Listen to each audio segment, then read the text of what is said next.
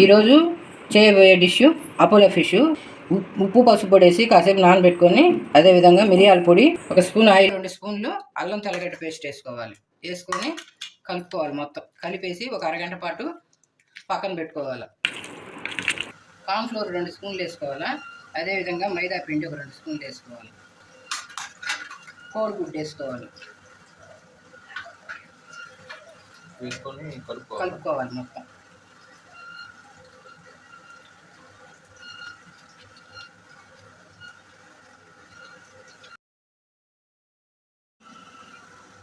ఇలా కలుపుకున్న దాన్ని బాగా నూనె కాగిన తర్వాత అందులో వేసి వేయించుకోవాలి.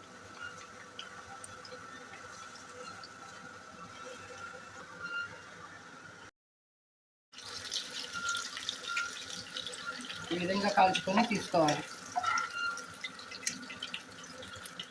చేపలు కాల్చుకున్న తర్వాత ఆ నూనె కొద్దిగా ఉంచుకొని అందులోకి ఒక 2 ఎండుమిరపకాయలు గిల్లి వేసుకోవాలి.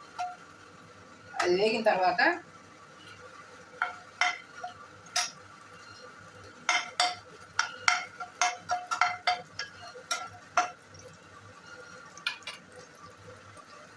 అందులోకి ఎర్రగడ్డ వేసుకోవాలి.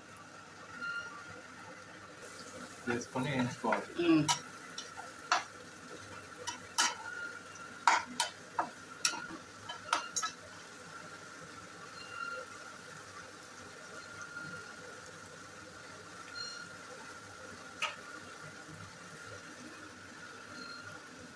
పచ్చిమిరపకాయ వేసుకోవాలి.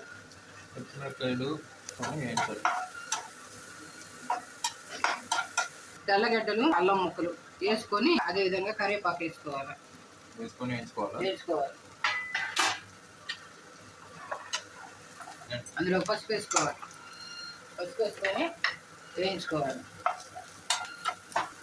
అది వేగిన తర్వాత అందులోకి కారం పేస్ట్ వేసుకోవాలి.